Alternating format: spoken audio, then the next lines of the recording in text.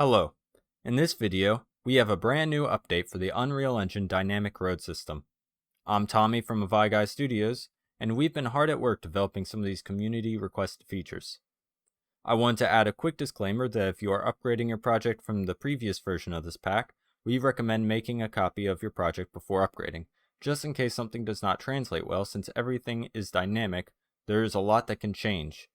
But with this release, Unreal Engine 5.3 is officially supported in this update, and it comes with a wide range of features.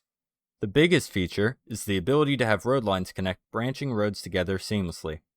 If we look at the new demo level, we can see the road connector blueprint shows how two roads can join together with the road lines connecting them.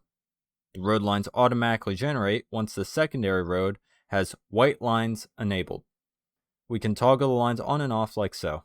A nice feature of this connection system is that the angle of the line connection affects how it gets connected.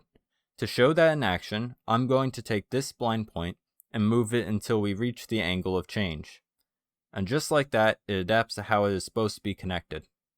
The next feature was community requested, and that was for multiple lane support. If we go into the new demo map named Multilane, we can see a couple examples of some new features. The road on the left shows how two road system blueprints can be used with the connection blueprint to simulate a new lane being created. In order to add a new lane, we can click into the road system and scroll down to the new variables, number of left lanes and number of right lanes. If we increase number of right lanes, we can see that the size of the road stays the same and the double yellow lines shift to the left. In order to get the road connection to match the yellow lines, we can scroll up and toggle Update Connected Roads. We are going to leave that on since we will be making more changes. Let's make the road size match up, and through some basic math, we know that we have 3 lanes and started from 2 lanes, which means we multiply the road width by 3/2. Now that the road widths match, we're going to move the road to the right to line them up. But you can tell the road connection isn't quite right because the side point isn't lined up. We could fix this manually, or we can go into the detail panel and click on Reset Connection, which is also a new function to update 1.1 of this pack. Now, we're going to cover some additional options with the middle road. The first option being the ability to edit the tangents to the road. The tangents in any spline system refer to how much the spline curves. If we go into the road line options in the detail panel, we can see a variable called Line Curve Scaler. It has a default value of 300, and we can see the road lines have a slight curve to them. But if we increase it to 600, it gets more curve, and if it is set to 0, it has no curve. Above that option is the option to invert tangents. This road needs it enabled in order to connect properly. If we set the line curve scaler to 600 again and set invert tangents to false, then the road lines get connected from the wrong direction. But we have also added a new blueprint to the pack called BP Line, and its job is to make a line separate from the road. If we click on it, we can see that it has many spline points. To reduce the number of spline points, you can go to the Actions tab and click Revert Subdivision, and it loses half of its points each time it is clicked. And we can keep doing this until there are only 2 spline points. The line behaves the same way as the road system when it comes to adapting to the terrain. Increasing the number of spline points leads to better terrain adjusting, but it makes it hard to edit with that many spline points. So the best practice is to reduce the number of spline points when you want to edit, and then subdivide when you're done for the best quality. Now for the other options, we have the Line Up Offset, which raises the line that many centimeters above the ground.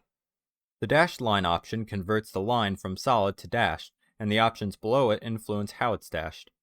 The line distance is the amount of centimeters that separate the beginning of one dash with the beginning of another, and the gap ratio is the amount of gap between each dash. 0 being no gap, and 1 being all gap, which erases the entire line. And the default of 0.75 being the standard for most dashed lines in the United States. The last main feature of this update is the ability to connect the ends of 2 roads together. This was already shown a little bit when connecting the previous roads to make a new lane, but we have a road here on the far right of the map which can show off how it works. First, I'm going to delete what we have to show it off from scratch. Now I'll drag in a fresh BP road connection and make the main road Road System 5 and the secondary Road System 6. There's a new option in the main road called Connect to Road End, and that can be set to true. We can now also use the new function we learned earlier called reset connection to straighten out the road. Now this looks really good, but these weren't the ends we wanted to connect. We can change it by either changing the point of connection in the main road or the connection point option.